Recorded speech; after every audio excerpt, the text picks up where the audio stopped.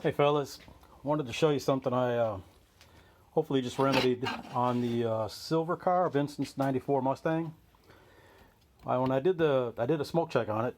That was actually the main driver in buying the smoke tester, because I knew I had a vacuum leak on her by the way it ran.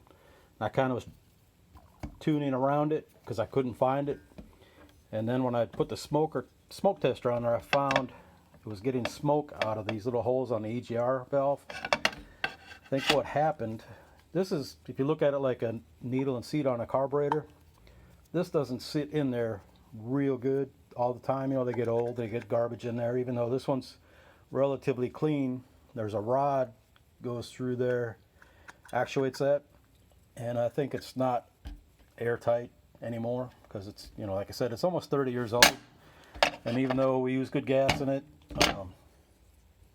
this is typical. Probably, I don't know what this came off of, but like I say, using good gas, if you there's a website called Top Tier Gas. You can go look it up and see what gas like you prefer, and if it's on there. Using better gas kind of pays off in the long run.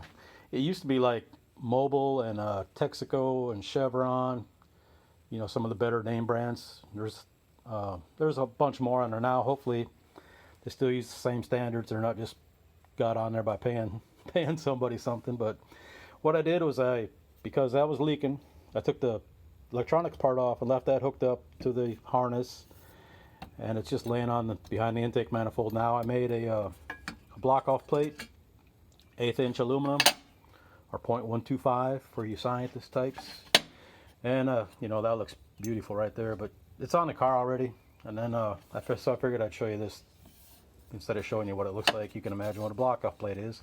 I think they sell them on eBay too. Even though the EGR was turned off in the tune, this is still, you know, this is open to the crossover behind the throttle body, so it has vacuum, so it does draw in unmetered air through these holes, and that's what was hopefully causing the issue. Hopefully I got it remedied, because I could not find any other ones in there.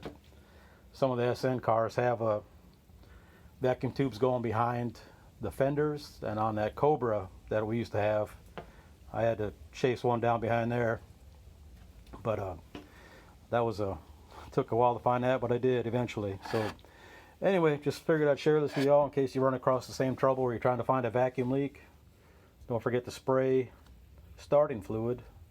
Like I was spraying starting fluid on the intake manifold, around the upper to lower split, over on the vacuum hoses, all the other vacuum hoses, but I never sprayed in here.